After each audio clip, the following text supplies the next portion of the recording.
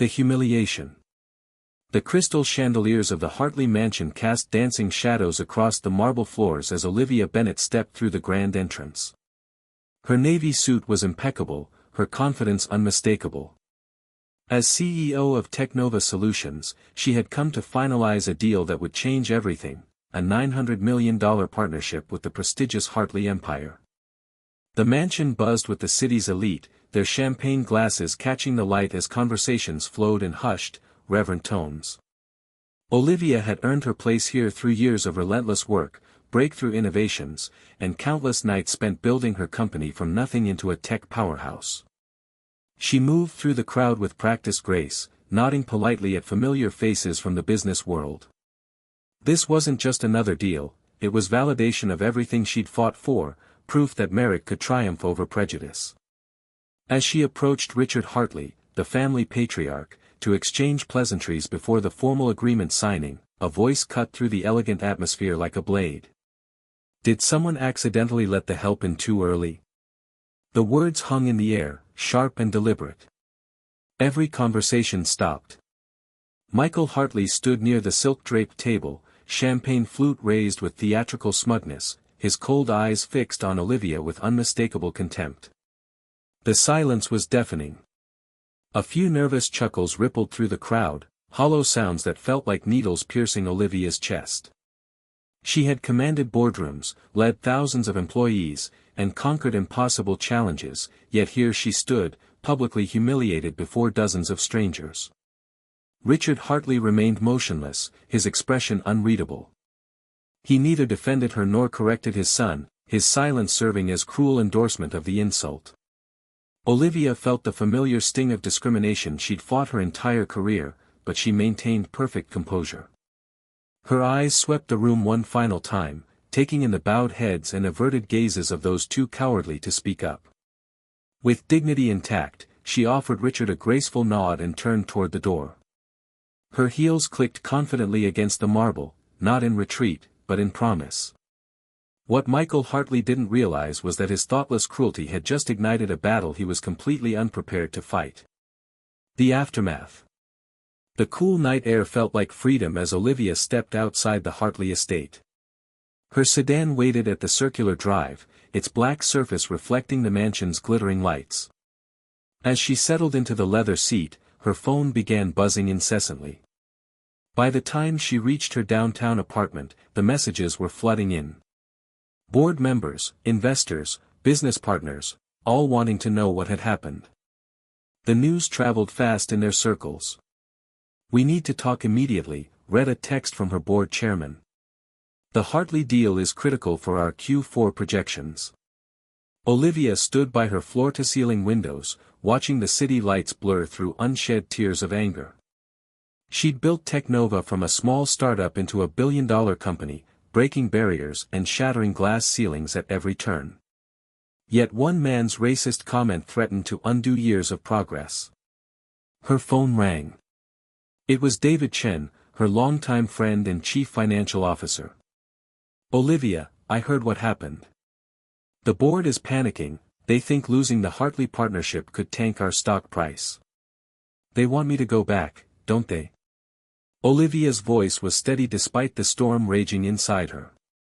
"Some are suggesting it might be best to overlook the incident. For the good of the company."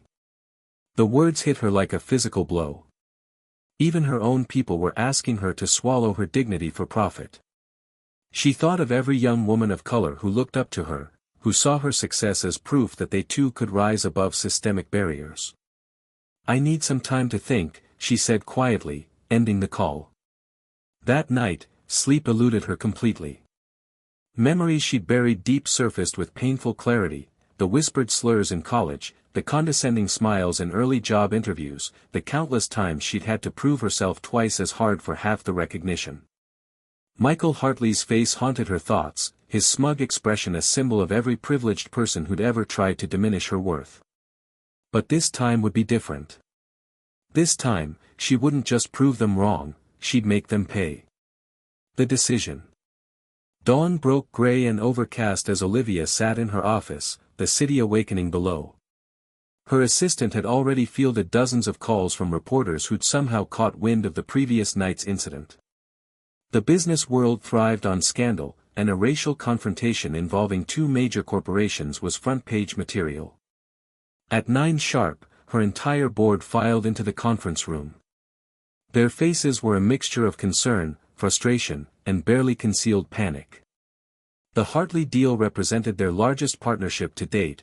Losing it would devastate their expansion plans. "Olivia, we understand you're upset," began Margaret Walsh, the board's longest-serving member. "But we have to think about our shareholders, our employees. 20,000 jobs depend on this company's success." "She's right," added another board member. "Maybe Michael Hartley was inappropriate, but..." "Inappropriate?" Olivia's voice cut through the room like steel. "He called me the help in front of 50 people. That's not inappropriate, it's racist." The room fell silent. Several members shifted uncomfortably in their seats. "We're not asking you to forget," Margaret continued carefully. "But perhaps we could work around this. The Hartley empire is vast, you wouldn't have to deal with Michael directly." Olivia looked around the table at these people she'd once considered allies. They sat in their expensive suits, in the building she'd had constructed, discussing her dignity like a line item on a budget report. "I built this company from nothing," she said quietly. "I've sacrificed relationships, health, and peace of mind to get here. And now you're asking me to sacrifice my self-respect too?" "It's just business, Olivia," David Chen said softly. "Sometimes we have to separate personal feelings from..." "No." The word rang with finality. "It's never just business when someone's humanity is on the line." She stood, her decision crystallizing with each word. "I'm pulling out of the Hartley deal. We'll find another way forward."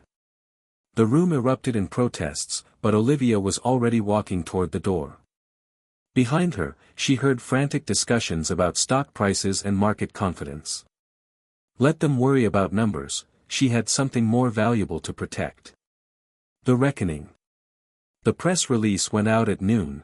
Technova Solutions withdraws from Hartley partnership citing irreconcilable differences. Within hours, the business world was buzzing with speculation. Olivia's phone rang constantly. Richard Hartley himself called twice, but she let it go to voicemail. When she finally listened to his messages, his tone had shifted from confused to desperate. "Ms. Bennett, I'm sure we can resolve whatever misunderstanding occurred last night. This partnership is crucial for both our companies. Please call me back." The second message was more revealing. "Our board has been informed of the incident. I assure you, it doesn't represent our company's values. We're prepared to make significant concessions to salvage this deal." But it was too late. The story had leaked, and not in the way the Hartleys had hoped.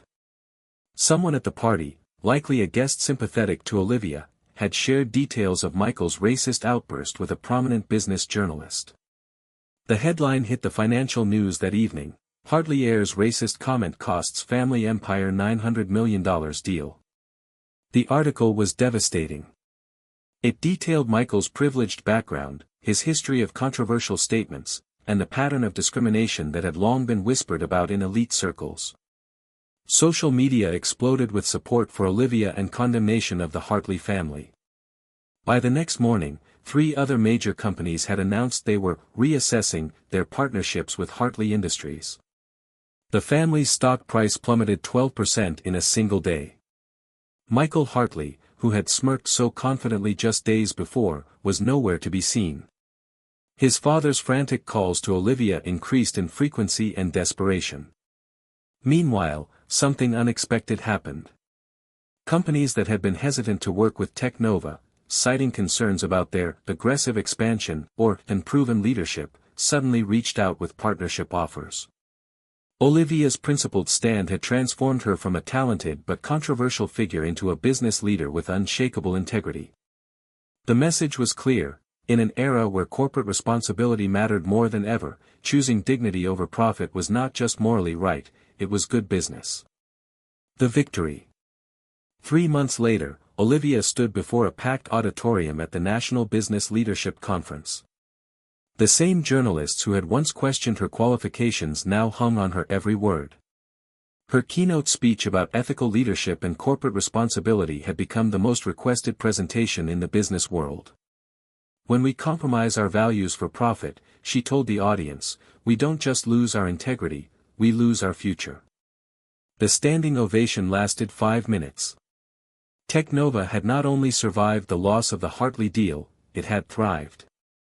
2 major tech giants had approached them with partnership offers worth even more than the original agreement.